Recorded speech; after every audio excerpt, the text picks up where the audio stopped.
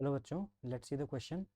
Question says, for a reversible reaction at a certain temperature, when it is at equilibrium or equilibrium has been attained, whether physical or chemical, a change in certain variables might change the state of equilibrium.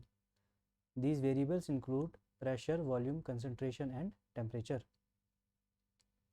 Due to these changes, a system under equilibrium changes its state in such a manner that is, the equilibrium moves in forward direction or backward direction so that effect of the change is annihilated.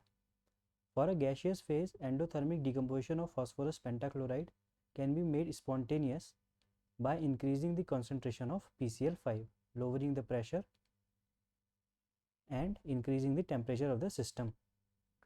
Question asks, for gas changes to solid equilibrium, which one is not correct? So let's solve the question. इस question को solve करने के लिए जो की concept हम use करेंगे वो की कॉन्सेप्ट है कैरेक्टरिस्टिक्स ऑफ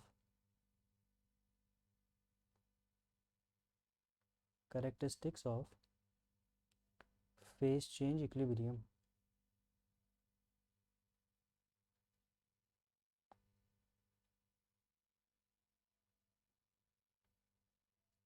तो हमें यहाँ पे एक फेज चेंज रिएक्शन दी गई है जिसमें कहा गया है कि gas is converting to solid and solid is converting back to gas. Forward direction की हमें यहाँ पे बातें करनी है. क्योंकि हमें प्रेशर और टेम्परेचर का कोई भी चेंज मेंशन नहीं है तो हम लेके चलेंगे कि pressure and temperature are constant. और प्रेशर और टेम्परेचर कांस्टेंट अगर होता है तो जो चेंज इन गिब्स एनर्जी है for a phase change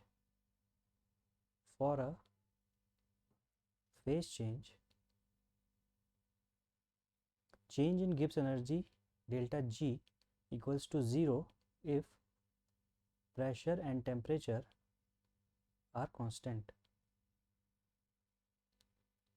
pressure और टेम्परेचर अगर कांस्टेंट है तो चेंज इन गिब्स एनर्जी कितना होता है, ज़ीरो. यानी गिब्स एनर्जी लगातार कांस्टेंट बनी रहती है. अगर गिब्स एनर्जी ज़ीरो है तो गिब्स एनर्जी के लिए हम एक एक्सप्रेशन जानते हैं चेंज इन गिब्स एनर्जी के लिए कि delta G equals to delta S minus T delta S. Gibbs energy change zero है सो विल डिनोटेड ज़ीरो. और यहाँ से हम कह सकते हैं कि delta H is equals to T delta S. यहाँ से हमें delta H equals to T delta S का रिलेशन भी मिल जाता है. अब हम जानते हैं कि गैस से सॉलिड अगर कोई चीज़ बने so this reaction is exothermic. Solid से लिक्विड इज एंडोथर्मिक, लिक्विड से गैस इज एंडोथर्मिक, सॉलिड से गैस इज ऑल्सो एंडोथर्मिक. अगर ये सारी प्रोसेस एंडोथर्मिक है तो इसकी सारी रिवर्स प्रोसेसेस एक्सोथर्मिक होंगी. So gas to solid equilibrium, gas से सॉलिड बनने का जो इक्विलिब्रियम है that is exothermic. Exothermic in sorry it is exothermic in nature. और एक्सोथर्मिक के लिए हम डेल्टा एच को डिनोट करते हैं as negative. So delta H equals to negative. हमें तीसरा पॉइंट मिल जाता है. फोर्थ पॉइंट जो होता है कि रैंडमनेस जो होती है गैस की, randomness of gas is greater than of solid. Solid की रैंडमनेस सबसे कम होती है, उससे ज़्यादा रैंडमनेस होती है लिक्विड की, और सबसे ज़्यादा रैंडमनेस होती है गैस की. तो चेंज इन रैंडमनेस डेल्टा एस, और या फिर हम कह सकते हैं चेंज इन एंट्रोपी. रैंडमनेस को हम यहाँ पे एंट्रोपी भी कह सकते हैं. तो चेंज इन एंट्रोपी जो होगा, अगर गैस से सॉलिड बनेगा मतलब एंट्रोपी कम होती है, और अगर एंट्रोपी कम होगी तो delta S will also be negative. क्योंकि गैस की एंट्रोपी या गैस की रैंडमनेस सॉलिड से ज़्यादा है तो change in entropy will be negative. तो हमको यहाँ से चारों चीज़ें मिल गई. For constant pressure and temperature Gibbs energy change is zero.